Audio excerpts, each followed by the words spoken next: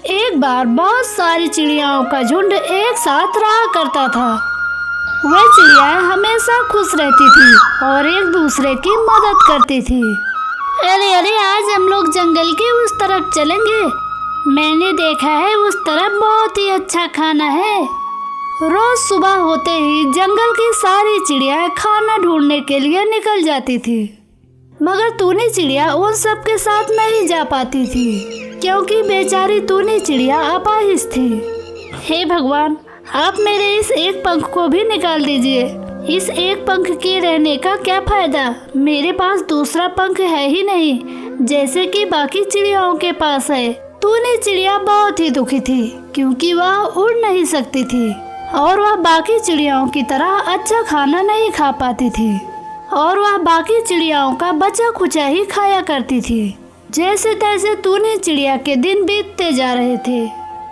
एक दिन सुबह सुबह टूनी चिड़िया तालाब के किनारे खड़ी होकर कह रही थी, हे भगवान, मेरे इस एक पंख का क्या काम जब मैं उड़ ही नहीं सकती। इससे अच्छा आप मेरे दूसरे पंख भी निकाल दो। टूनी चिड़िया ऐसा बोल ही रही थी, तभी टूनी चिड़िया के पास एक घायल चिड़िया गिरती है। टूनी चिड़िया चकमका कर इधर उधर देखती है तो उसकी नज़र एक घायल चिड़िया पर पड़ती है। टूनी चिड़िया जल्दी से उस घायल चिड़िया के पास आती है और उसे उठाती है। अरे क्या हुआ? तुम कौन हो और यहाँ जमीन पर कैसे गिर पड़ी? और तुम इतनी घायल कैसे हो? मेरा नाम रानी है और मैं पास वाले जंगल में रहती हूँ। मैं खाने की तलाश में इधर आई थी और मैं अपने घर जैसे ही वापस जा रही थी, एक शिकारी ने मुझ पर हमला कर दिया और मैं यहाँ जमीन पर आ गिरी। उस घायल चिड़िया की बात सुनकर टूनी चिड़िया सोच में पड़ जाती है। कृपया करके मेरी मदद कर दो और मुझे जल्दी से मेरे बच्चों के पास पहुँचा दो। घायल चिड़िया की बात सुनकर टूनी चिड़िया उदास हो जाती है और कहती है, मुझे माफ़ कर दो बहन, मैं उड़ नहीं सकती क्योंकि उड़ने के लिए दोनों पंख चाहिए और मैं तो अपाहिज हूँ, मेरे पास एक ही पंख है। लेकिन कोई बात नहीं, जैसे ही मेरी कॉलोनी की सारी चिड़िया वापस आ जाती हैं, मैं उनसे कहकर तुम्हें तुम्हारे घर तक पहुंचा दूंगी।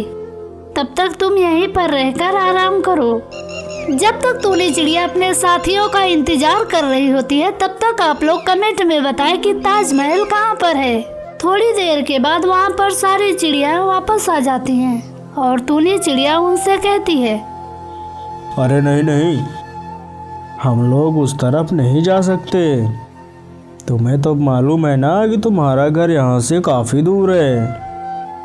हाँ हाँ, ये सही कह रहा है। मैं तो उस तरफ जाता भी नहीं क्योंकि रास्ता बहुत ही खतरनाक है। अरे तुम्हें तो पता ही है ना, मैं उड़ नहीं सकती। अरे अरे, उड़ नहीं सकती तो क्या हुआ? भगवान ने दो दो पैर दिए हैं, चलकर तो जा ही सकती हो ना। तुम जाओ, मैं तो नहीं जाने वाला। सभी चिड़ियाओं का ऐसा जवाब सुनकर टूनी चिड़िया परेशान हो जाती है और घायल चिड़िया की तरफ देखकर कहती है, तुम परेशान मत हो, मैं तुम्हें तुम्हारे घर तक जरूर पहुंचाऊंगी। टूनी चिड़िया किसी तरह उस घायल चिड़िया को अपने पेट पर बैठाती है और किसी तरह पैदल चलकर उस चिड़िया के घोंसले तक पहुंच जाती है। लो बहन बैठो, तुम्हारा घर आ गया और मैं तुम्हारे बच्चों के खाने के लिए कुछ इंतजाम करती हूँ। थोड़ी देर बाद टूनी चिड़िया खाने का सामान लेकर आती है और देखती है कि घायल चिड़िया अब बिल्कुल ठीक है। अरे तुम इतनी जल्दी ठीक कैसे हो गई? तभी वहाँ पर उस चिड़िया के छोटे छोटे बच्चे भी आ जाते हैं और वे बच्चे जल्दी से बड़े हो जाते हैं। मेरे तो कुछ भी समझ में नहीं आ रहा, आखिर ये हो क्या रहा है?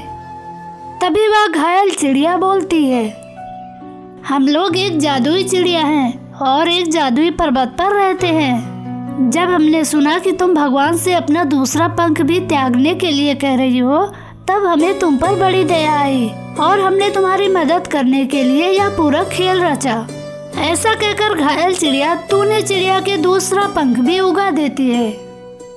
टूनी चिड़िया अपना नया पंख पाकर बहुत खुश थी और आसमान में 2-3 चक्कर लगाने के बाद उन जादुई चिड़ियाओं के पास फिर से आती है और उनका शुक्रिया अदा करके अपने घर की तरफ चल देती है।